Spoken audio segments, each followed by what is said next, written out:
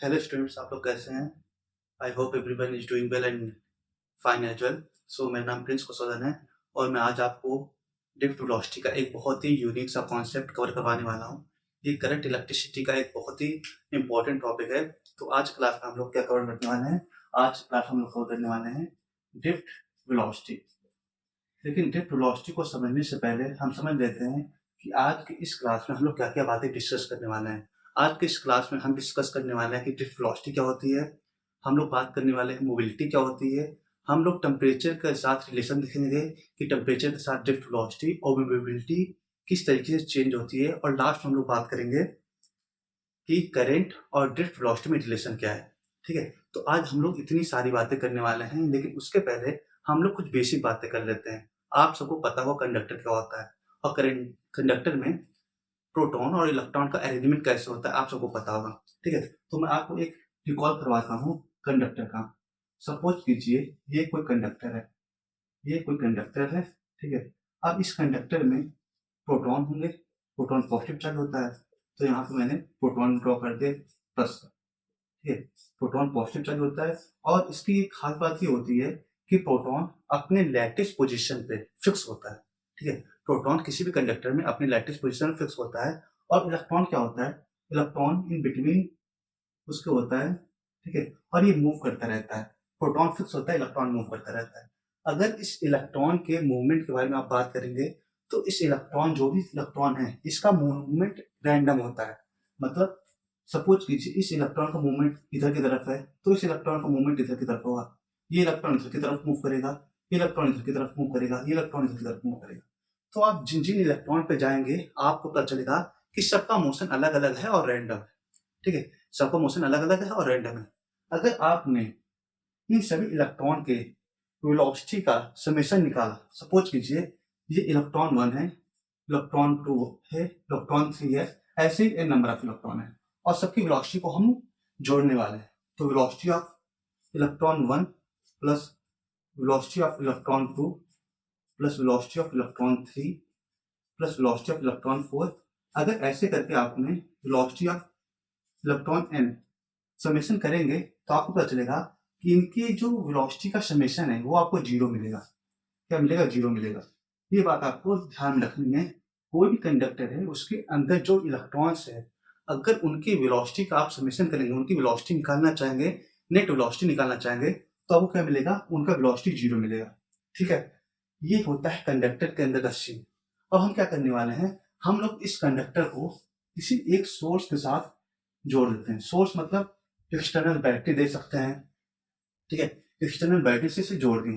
अब आपको दिख रहा है ये क्या है? पॉजिटिवली चार्ज है। ये पॉजिटिव प्लेट है, ये निगेटिव प्लेट है। तो यहाँ पॉजिटिव चार्ज आएगा, यहाँ पे निगेटिव चार्ज आएगा। अब इलेक्ट्रॉन के पास क्या होता है? निगेटिव चार्ज होता है। इलेक्ट्रॉन के पास निगेटिव चार्ज होता है, तो ये करता है इलेक्ट्रॉन पॉजिटिव प्लेट की तरफ, इलेक्ट्रॉन पॉजिटिव प्लेट की तरफ मूव करना शुरू करेगा। ये सारे इलेक्ट्रॉन पॉजिटिव प्लेट की तरफ मूव करना शुरू करेंगे।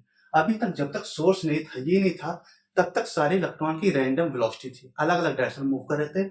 लेकिन जैसे ही हमने इसको एक सोर्स के साथ जोड़ दिया है, सारे इलेक्ट्रॉन के पास एक डायरेक्शन आ गया है।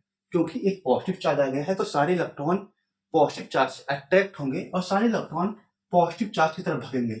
आपको समझ में आ रहा है? तो यहाँ पे क्या हुआ है, हमने एक्सटर्नल सोर्स दे दिया तो सारे इलेक्ट्रॉन को एक डायरेक्शन मिल गई है। सारे इलेक्ट्रॉन पॉजिटिव चार्ज की तरफ खूब तेजी से भागेंगे।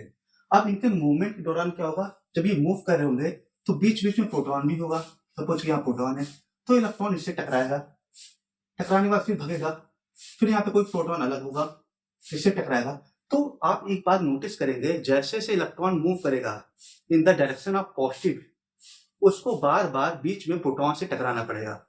तो उसकी वेलोसिटी हमेशा चेंज होती रहेगी। पहले मूव करेगा, टकराएगा, फिर मूव करेगा, टकराएगा। तो अगर हम इसकी कांस्टेंट वेलोसिटी की बात करें तो हम इसको इसके बारे में कुछ बोल नहीं सकते हैं कि इलेक्ट्रॉन के पास क्या वेलोसिटी होगी, क्योंकि बार बार इसकी वैल्यू चेंज हो रही है, टकराने के बाद वेलोसिटी अलग हो जा रही है। लेकिन अगर हम लोग इसके एवरेज वेलोसिटी की बात करें, एवरेज वेलोसिटी मतलब कि टोटल वेलोसिटी, टकराने के बाद कैसा मूव कर रहा है, फिर टकराने के बाद कैसा मूव कर रहा है, अगर उसका एवरेज निकालें तो इलेक्ट्रॉन का जो वेलोसिटी होता है, इलेक्ट्रॉन का जो एवरेज वेलोसिटी होता है, जब हम उसको एक सोर्स के साथ जोड़ देते हैं, उसको नाम देते हैं ड्रिफ्ट वेलोसिटी। उसको क्या नाम देते हैं? Drift velocity. ये क्या होता है, ये एवरेज वेलोसिटी होता है, एवरेज वेलोसिटी, एवरेज वेलोसिटी होता है when the conductor connected to an external source. ठीक है, ये बात आपको समझ में आ गई। जब तक ये बैटरी से कनेक्ट नहीं था तब तक उसकी एवरेज वेलोसिटी जीरो हो रही थी क्योंकि वो रैंडम मूव कर रहा था। लेकिन जैसे हमने सोर्स के साथ जोड़ दिया, सारे इलेक्ट्रॉन मूव करना शुरू हो गए, सारे इलेक्ट्रॉन मूव करना शुरू हुए तो प्रोटॉन से टकराना शुरू हुए, प्रोटॉन से टकराना शुरू हुए तो उसका जो हम लोग एवरेज वेलोसिटी निकालते हैं तो हम लोग उसको ऐसा बोलते हैं कि ड्रिफ्ट वेलोसिटी होता है एवरेज वेलोसिटी ऑफ इलेक्ट्रॉन जब कंडक्टर को एक्सटर्नल सोर्स के साथ जोड़ दिया जाए, ये होता है ड्रिफ्ट वेलोसिटी। ठीक है, अगर आपने इलेक्ट्रिक फील्ड पढ़ा होगा तो आपको बहुत अच्छे से पता होगा, अगर हम लोग इसको सोर्स के साथ जोड़े हैं तो सोर्स के साथ जोड़ने पे क्या होता है, इलेक्ट्रिक फील्ड की डायरेक्शन ये होगी, हायर पोटेंशियल से लोअर पोटेंशियल के साथ इलेक्ट्रिक फील्ड लाइंस मूव करेगा। अब क्योंकि इलेक्ट्रॉन के पास निगेटिव चार्ज है तो इलेक्ट्रिक फील्ड के अपोजिट डायरेक्शन में फोर्स लगेगा। मैं दूसरे तरीके से समझा रहा हूँ, मैं आपको दूसरे तरीके से समझा रहा हूँ किस तरीके से इलेक्ट्रॉन मूव करता है।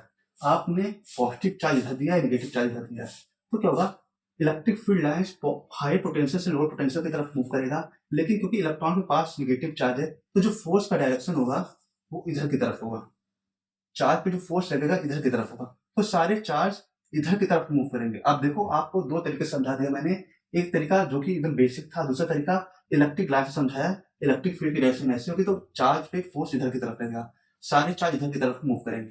ठीक है, तो अब क्या होगा, हमें पता है फोर्स क्या होता है, फोर्स होता है charge multiplied by electric field, हमें ये पता है।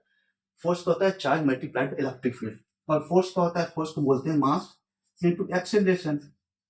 ठीक है, अगर हम लोग एक्सेलरेशन को ऐसे लिख दें ई डिवाइड बाय एम, फिर इसको और ओवर सिंप्लीफाई करेंगे तो इसको डीवी अपॉन डी टी लिख सकते हैं equal to E divide by M. इसको और ओवर सिंप्लीफाई करते हैं, जगह नहीं तो मैं सॉल्व कर दे रहा हूँ, D V upon D T equal to E divide by M, तो डीवी क्या हो जाएगा, E divide by M multiplied by D T. अब हमें अगर वेलोसिटी निकालनी है तो हमें इसे इंटीग्रेट करना पड़ेगा, इंटीग्रेट करना पड़ेगा। टी इक्वल टू जीरो पर वेलोसिटी कितनी थी, जीरो थी। टी इक्वल टू जीरो मतलब जब इलेक्ट्रिक फील्ड के पास, टी इक्वल टू जीरो मतलब जब ये एक्सटर्नल सोर्स नहीं जुड़ा हुआ था। ठीक है, टी इक्वल टू जीरो पे हमने देखा था जो एवरेज वेलोसिटी थी, ये टी इक्वल टू जीरो पे एवरेज वेलोसिटी क्या थी, जीरो थी। रैंडम वेलोसिटी की वजह से जो वेलोसिटी आई इलेक्ट्रॉन की वो जीरो थी, टी इक्वल टू जीरो पे तो वेलोसिटी मैंने जीरो कर दी। लेकिन टाउ टाइम पे जो वेलोसिटी है उसको ड्रिफ्ट वेलोसिटी बोलते हैं। ठीक, ये टाइम क्या है, ये एक ऐसा टाइम है जब हम लोग ड्रिफ्ट वेलोसिटी निकालते हैं, ड्रिफ्ट वेलोसिटी जिसके लिए वैलिड होता है वो टाइम है ये। तो यहाँ से अगर सॉल्व करेंगे तो यहाँ से वी डी आ जाएगा equal to E divide by M multiply by tau, इसको बोलते हैं ड्रिफ्ट वेलोसिटी, इसको बोलते हैं रिलैक्सेशन टाइम। ठीक है, रिलैक्सेशन टाइम क्या होता है, ड्रिफ्ट वेलोसिटी मैंने समझा क्या होती है, ड्रिफ्ट वेलोसिटी होती है average velocity of electron when the conductor is connected to a external source, average velocity होती है इलेक्ट्रॉन की। लेकिन जब मैं रिलैक्सेशन टाइम की बात करता हूँ तो रिलैक्सेशन टाइम का मतलब ये होता है कि दो सक्सेसिव कोलिजन के बीच में जो टाइम इंटरवल गैप होता है, time interval between two successive collision is called relaxation time. मतलब ये इलेक्ट्रॉन दो बार जब लगातार टकराने के बाद उनके बीच में टाइम इंटरवल आएगा उसी को रिलैक्सेशन टाइम बोलते हैं। तो ड्रिफ्ट वेलोसिटी की अगर फॉर्मूला की बात करें तो ड्रिफ्ट वेलोसिटी होती है E M multiply by tau, V D drift velocity है और टाउ क्या है, रिलैक्सेशन टाइम है। आपको अच्छे से पता चल गया कि ड्रिफ्ट वेलोसिटी का रिलैक्सेशन टाइम के साथ क्या रिलेशन होता है और कैसे वर्क करता है। ठीक है, अब हम लोग आगे बढ़ते हैं मोबिलिटी की तरफ। रिलैक्सेशन टाइम बता दिया मैंने आपको क्या होता है, time interval gap between two successive collision. और ड्रिफ्ट वेलोसिटी क्या होती है, ड्रिफ्ट वेलोसिटी होती है average velocity of electron when the conductor is connected to an external source. अब बात करते हैं मोबिलिटी। मोबिलिटी क्या होती है, मोबिलिटी का मतलब होता है एबिलिटी टू मूव। ठीक है, हम मोबिलिटी की बात करते हैं इलेक्ट्रॉन के मूवमेंट की एबिलिटी को लेकर। तो अगर इसका न्यूमेरिकल मतलब इसको समझने की कोशिश करें तो इसको म्यू से डिनोट किया जाता है, और इसका वैल्यू की बात करें तो म्यू इक्वल टू होता है ड्रिफ्ट वेलोसिटी पर इलेक्ट्रिक फील्ड। मोबिलिटी क्या होता है, ड्रिफ्ट वेलोसिटी पर इलेक्ट्रिक फील्ड। इसको और ओवर सिंप्लीफाई करेंगे तो म्यू इक्वल टू Vd की वैल्यू मैंने यहाँ पे निकाल रखी है, E divide by m tau divide by electric field. तो म्यू की वैल्यू क्या आ गई, E टाउ अपॉन m। ये होता है मोबिलिटी। मोबिलिटी डिपेंड करती है रिलैक्सेशन टाइम पे और मास पे डिपेंड करती है, और ये तो चार्ज है इलेक्ट्रॉन का। ठीक है, अब एक बात बहुत अच्छे से आपको पता होगी कि मास of electron is less then mass of proton. ये बात पता है। अगर आप इसमें ये रिलेशन डालेंगे तो आपको पता चलेगा mobility of electron is greater than mobility of proton या होल, आप बोल सकते हो। मतलब कि जो इलेक्ट्रॉन की मोबिलिटी होती है, इलेक्ट्रॉन को मूव करने का एबिलिटी होती है, वो ज्यादा होती है compare to movement of proton. ऐसा इसलिए है क्योंकि हमें पता है mass of electron is nearly about mass of proton divide by 1800। ठीक है, ये बात पता है। यहाँ से हम लोग बोल सकते हैं mobility of electron is greater than mobility of proton. इसलिए हम लोग मान लेते हैं कि जो प्रोटॉन है वो अपनी लैटिस पे फिक्स है। हम लोग सपोज कर लेते हैं क्योंकि उसकी मोबिलिटी बहुत ही कम होती है कंपेयर टू इलेक्ट्रॉन। तो इस तरीके से हम लोग मोबिलिटी का रिलेशन रिलैक्सेशन टाइम, मास और चार्ज से देख सकते हैं। ठीक है, अब हम लोग बात करने वाले हैं रिलेशन ऑफ, क्या बात करने वाले हैं, रिलेशन ऑफ टेम्परेचर, या फिर बोल सकते हैं effect of temperature on relaxation time, mobility and ability. कि टेम्परेचर बढ़ाने पे क्या फर्क पड़ता है ड्रिफ्ट वेलोसिटी पे, रिलैक्सेशन टाइम पे और सब पे। ठीक, तो जैसे कि हम लोग टेम्परेचर बढ़ाते हैं, कंडक्टर है, फिर से ड्रॉ करा, जैसे हम लोग टेम्परेचर बढ़ाते हैं तो हर इलेक्ट्रॉन के पास की एनर्जी बढ़ती है। प्रोटॉन यहाँ पे, इलेक्ट्रॉन यहाँ पे। ठीक है, जैसे टेम्परेचर बढ़ाते हैं इलेक्ट्रॉन के पास की एनर्जी बढ़ती है, इलेक्ट्रॉन खूब तेज से मूव करना शुरू करता है, बहुत तेज मूवमेंट होना शुरू होता है। और जब ज्यादा मूवमेंट होने लगता है तो उनके बीच का जो कोलिजन है वो ज्यादा तेज होने लगता है। जो अभी थोड़ा टाइम ले रहा था कोलिजन में, अभी क्या है, जल्दी जल्दी कोलाइड होने लगे। तो वहां पे जो रिलैक्सेशन टाइम है, जो कि इंटरवल गैप होता है बिटवीन टू सक्सेसिव कोलिजन, वो कम हो जाएगा। ठीक है, टाइम बढ़ा दिया, रिलैक्सेशन टाइम कम हो गया, और रिलैक्सेशन टाइम कम हो गया मतलब जल्दी जल्दी कोलाइड कर रहा है, मतलब वो मूव कर ही नहीं पा रहा है। फिर बोल सकते हो ड्रिफ्ट वेलोसिटी का बहुत कम हो गई। जब ज्यादा टकराएगा तो मूव कब करेगा, उसकी जो एवरेज वेलोसिटी होगी तो कम ही हो जाएगी। तो टाइम बढ़ाने पे रिलैक्सेशन टाइम कम होता है, ड्रिफ्ट वेलोसिटी कम होती है। और मोबिलिटी पे क्या फर्क पड़ेगा, मोबिलिटी में पता है क्या होता है, ड्रिफ्ट वेलोसिटी पर इलेक्ट्रिक फील्ड। तो अगर ड्रिफ्ट वेलोसिटी कम हो रही है तो मोबिलिटी भी कम हो जाएगी। तो ये होता है effect of temperature on relaxation time, on drift velocity as well as mobility. सबकी वैल्यू घटनी शुरू हो जाती है क्योंकि टेम्परेचर बढ़ाएंगे, उसकी काइनेटिक एनर्जी बढ़ेगी, कोलिजन बढ़ जाएगा, रिलैक्सेशन टाइम कम हो जाएगा और उसकी मोबिलिटी हो नहीं पाएगी, वो मूव कर ही नहीं पाएगा। तो ये होता है effect of temperature on various parameter. ठीक है, आप इस चीज को नोट कर सकते हैं, समझ सकते हैं किस तरीके से टेम्परेचर इतने सारे पैरामीटर को इफेक्ट करता है। ठीक है, अब हम लोग बात करेंगे, आई होप आपको सब कुछ समझ में आ रहा होगा। हम लोग बात करने वाले हैं रिलेशन ऑफ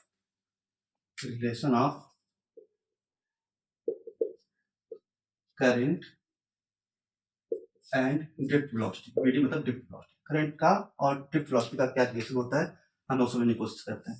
ये कंडक्टर है, सिलेंडर टाइप का मैं मानता हूँ ऐसे ही।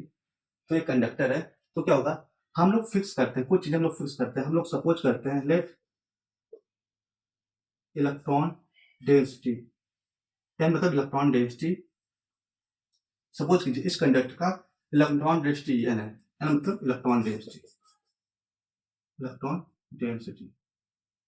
ठीक है, इसका क्रॉस सेक्शन एरिया अगर आपने a माना है और लेंथ l माना है तो इसका वॉल्यूम क्या हो जाएगा, a इंटू l, ये होगा ना वॉल्यूम। ये इलेक्ट्रॉन डेंसिटी है। अगर आपको नंबर ऑफ इलेक्ट्रॉन निकालना है तो क्या करना पड़ेगा, इलेक्ट्रॉन डेंसिटी को वॉल्यूम से मल्टीप्लाई करना पड़ेगा। तो नंबर मतलब electron density multiplied by volume, volume हमने ऑलरेडी निकाल रखा है a इंटू एल। तो यहाँ से क्या आ गया n a l, ये हो गया नंबर ऑफ इलेक्ट्रॉन, ये नंबर ऑफ इलेक्ट्रॉन हो गए। अगर हमें चार्ज निकालना है, टोटल चार्ज निकालना है तो क्या करना पड़ेगा, हमें इसको इलेक्ट्रॉन के साथ मल्टीप्लाई करना पड़ेगा। ये नंबर ऑफ इलेक्ट्रॉन है, number of electron multiplied by electron हो गया टोटल चार्ज। तो n a l multiplied by charge, ये नंबर ऑफ इलेक्ट्रॉन, ये इलेक्ट्रॉन, ये चार्ज हो गया। और हमें पता है करंट क्या होता है, करंट होता है total charge divide by time. अभी D Q upon D T भी बोल सकते हैं। तो आई हो गया टोटल चार्ज कितना है, N A L E divide by T, length divide by time. इसी को तो हम लोग ड्रिफ्ट वेलोसिटी बोलते थे, या फिर इसी को तो वेलोसिटी बोलते थे। ये वेलोसिटी होता है, लेंथ अपॉन टाइम वेलोसिटी होता है। लेकिन हम लोग कंडक्टर के बारे में बात कर रहे हैं और इलेक्ट्रॉन के मूवमेंट के बारे में बात कर रहे हैं, तो जो वेलोसिटी हो इसको ड्रिफ्ट वेलोसिटी बोलते हैं। तो करंट और ड्रिफ्ट वेलोसिटी में ये रिलेशन होता है। इसको और सिंप्लीफाई करेंगे, याद करने के, अगर याद करना है तो इसको हम लोग ऐसे याद करते हैं, V V E V N N वीना। इसको याद करने का एक तरीका है, करंट और ड्रिफ्ट वेलोसिटी में क्या रिलेशन होता है, वीना का रिलेशन होता है, जिसमें V drift velocity, E electron है, एन क्या है इलेक्ट्रॉन डेंसिटी है, ए क्या क्रॉस सेक्शन एरिया। तो इस तरीके से हमने देखा कि ड्रिफ्ट वेलोसिटी का कैसे रिलेशन होता है करंट के साथ, कैसा रिलेशन होता है टेम्परेचर के साथ, कैसा रिलेशन होता है मोबिलिटी के साथ। आई होप आपको सब कुछ समझ में आया होगा अब तक। ठीक है, जो भी ना समझ में आए आप बाद में मुझसे पूछ सकते हैं। हम लोग अगली क्लास में इसके ऊपर न्यूमेरिकल प्रॉब्लम डील करने वाले हैं और हम लोग देखेंगे किस तरीके से इसके प्रॉब्लम को डील किया जा सकता है। तब तक के लिए थैंक यू।